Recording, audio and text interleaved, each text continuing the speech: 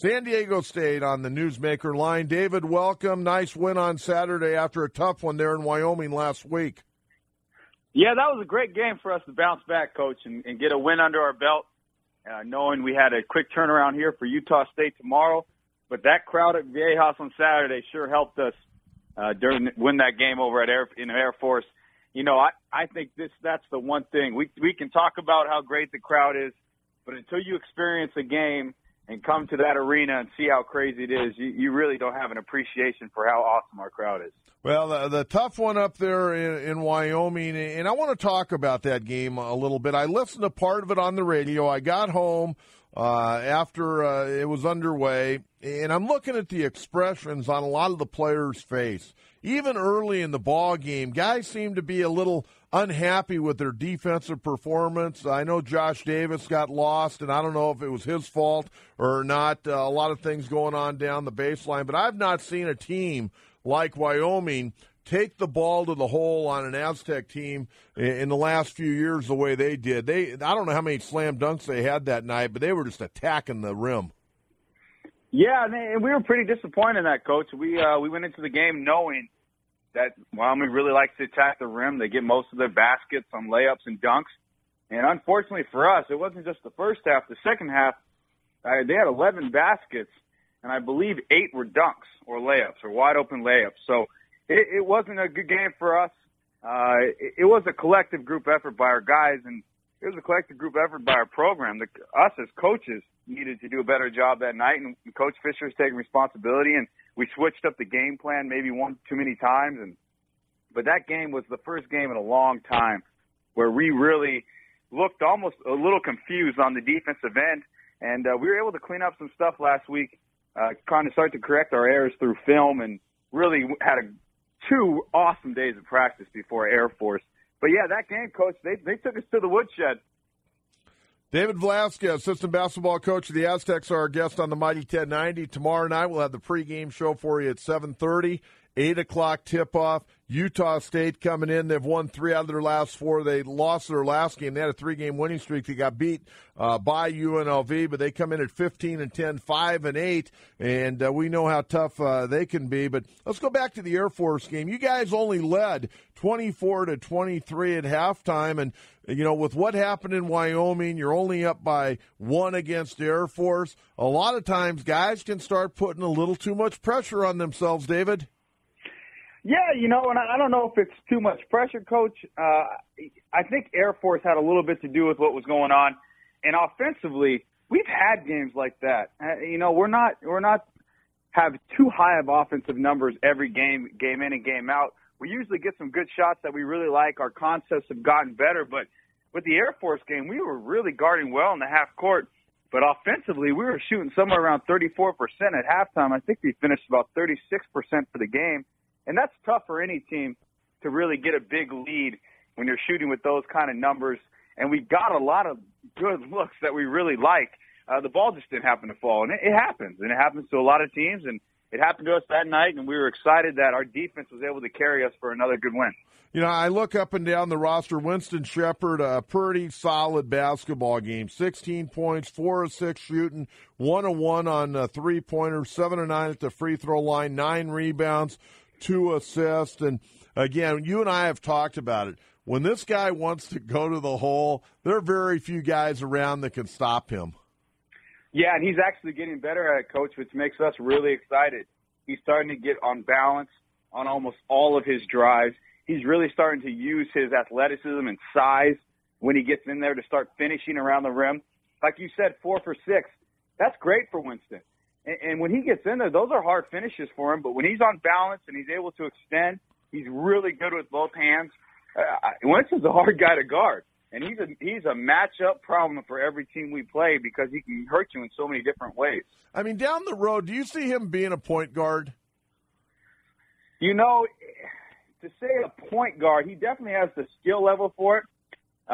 You know, he definitely has the vision for it because he's a really good passer. But it's, you know, I'm not sure if he'll ever be a point guard. Now, it's hard to say because in our system, you know, Xavier's our point guard. But if you really watch, he does a lot of the Chase Tapley 2-guard plays that we used to run for Chase. And so I think Winston's in a great spot, being able to handle the ball and kind of play what we call a point forward position that we actually really recruit to. Because when Winston gets the ball off the rebound, we want him to push it. Or if X gets a missed shot, we want X to push that ball ahead of Winston and let him push the ball off the floor. So, it's tough to say if he'll ever just be what some would call a point guard, but he definitely has the capabilities of doing it if we ask him to. Hey, Xavier Thames, a little bit of a shooting slump right now. And my question, he's logged a lot of minutes. He's the number one option night in and night out. Is he a little fatigued right now? Are you guys going to try to, maybe get him a few minutes on the bench a little bit more down the stretch to where he can play maybe and get his stroke back? Because it looks like to me he's struggling a little bit shooting the ball. And I don't know if it's his legs are a little fatigued late in the game or what. Yeah, Coach, what we're really trying to do is we're going to start to really try to scale back on Xavier in practice. Now, I don't think we'll scale back in games. Xavier is a guy who's in really good condition. He's a guy we trust. This is his senior year. He wants it as much as anyone else out there. And so we're going to start to scale back a little bit more on practice time for Xavier, but I wouldn't see us trying to scale back with playing time. And Xavier probably won't let us scale back playing time, but he's. I think, Coach, there's probably a little truth to that. I think he logs the most minutes on our team, game in and game out. And these, Saturday, Tuesday games are quick turnarounds for guys like Xavier. Well, that, and when you're the number one option and you've never been the number one option before, I mean, everybody's gunning for you. When you run through the lane, a guy's, giving you a little forearm in the chest, and they just try to wear you down a little bit. And you guys play a physical brand of basketball, and these guys are 18 to 22 to 23 years of age. You're going to get wore down occasionally. Yeah, and with guys like Xavier, he plays so hard defensively. Last year he was kind of our guy we really relied on the defensive end. Obviously this year he's just kind of taking it to a whole new level, leading our team in steals. He usually guards the best player on the other team if it's from the guard position. I mean, Xavier's got a laundry list of tasks that he has to do every game for us to win. Yep. And it does start to get a little exhausting, but he would never tell you this, but you're right, Coach. I think his legs we're a little tired on Saturday, and we're doing all we can to get him ready for tomorrow. Hey, Dwayne Polee, 13 points, shot the ball real well, had 5 rebounds. I really like when you guys go to the press, and he's kind of the front guy on that press because he's got great leaping ability. He's a long, lengthy guy. I mean, he really has created a lot of problems for opponents when you guys have put him as one of the lead guys up front on that press. Yeah, we really like Dwayne at the front of the press. I think Dwayne causes a lot of issues with his length. Even when we're in the half court, when he really expands his arms and he starts to be active and jump around a little bit, Dwayne is just so long and athletic that he really does make a lot of plays, whether we're in the full court or the half court. And you see when we play that 1-3-1 zone, Coach, he's always at the top causing a lot of issues. And we played the zone for only one possession of Air Force, but he had 2 kick balls before they knocked down a 3. So, I mean, he was really disruptive, and you probably would have seen a little bit more of that zone had they just not came down and made one. But we were guarding them pretty well with our man stuff, and we just kind of wanted to throw a quick change up, and they burned us on it. They hit a corner 3. That was actually a pretty tough shot on film. So, like I said, Dwayne's great to have up there, but he's also great in the half court. Hey, David, and we're visiting with Dave Velasquez. He joins me each and every week here on the Mighty 1090, assistant basketball coach at San Diego State. I think a lot of people, that they heard about Dwayne Polee. Of course, his dad was a great star back in the 70s up in the L.A. City area. And he goes to St. John's, plays quite a bit as a freshman, but decides to come back home, red shirts, plays last year. This year, is playing time at times, a little sporadic, and all of a sudden now he's really earned his minutes. What has he done differently right now? Is it the system he's picked up? How come we're seeing this guy grow right in front of our eyes right now? The word we use with Dwayne is trust. He's starting to make plays and do things on the floor that allows us to trust him to continue to play him more minutes. And, Dwayne's been a guy that's always been able to come in and get baskets for us. Defensively in the half court, he sometimes had gotten lost in the past. He's now really dialed into scouting reports and starting to pick up the game. Game by game, he's starting to get a lot better with scouting reports and what the other team's trying to accomplish. And I think he's really putting himself in good positions to make plays. Also, offensively, Dwayne is starting to become a guy that not only can make shots, but he can start to kind of create his own shots by driving to the rim. Winston threw him that great alley-oop in transition. Dwayne's a tough matchup for the other team because sometimes for us, he might be playing the pick-and-pop 4 spot depending on who we're playing. And that's tough for another guy on the other team, a 4-man, to have to try to sit down and guard Dwayne Polee, who in one dribble can go from about the 3-point line to ducking on the next defender. Hey, did you watch the All-Star game last night?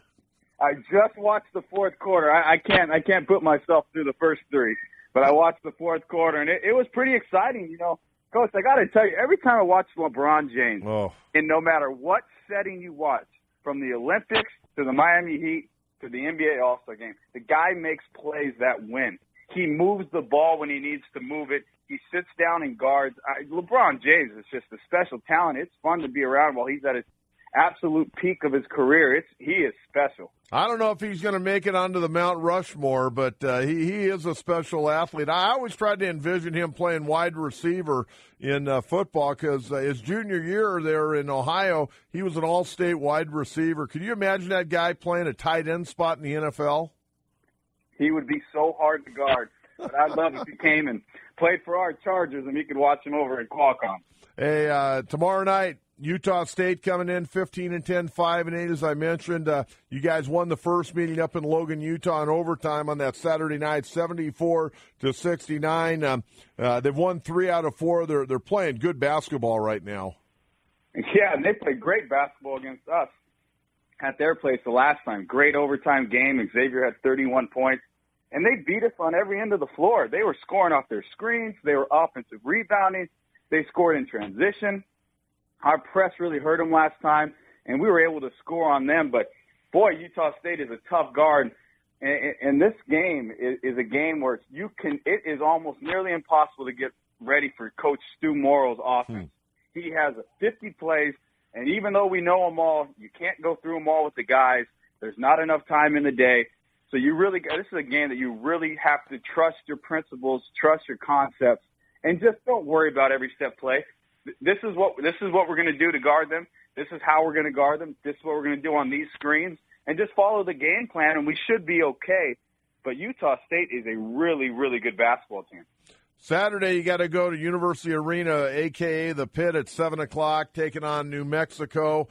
New Mexico got knocked off last week. Boise State got them, and that gave you guys a full 1-game lead. But 6 games to go, you got to play these guys 2 more times, and, of course, you still got to go to UNLV. Don't get me started on why we're playing them so late, Coach, but it's going to be a heck of a run to finish off this Mountain West Conference season. You know, with this game tomorrow, you never look ahead. But since I won't talk to you till next week, Coach, the Lobos are as good as advertised, and they're even better at home. And so we have our hands full with those 2 big guys, Bairstow and Kirk, the former MVP of our league, Kendall Williams. It is going to be a tough game. And a guy who's always gave us issues is Hugh Greenwood. And so they got 4 guys back that had beat us 2 out of 3 times last year. We had a great game at our place versus them last year, held them to 34 points. But that's the rivalry now, that and UNLV.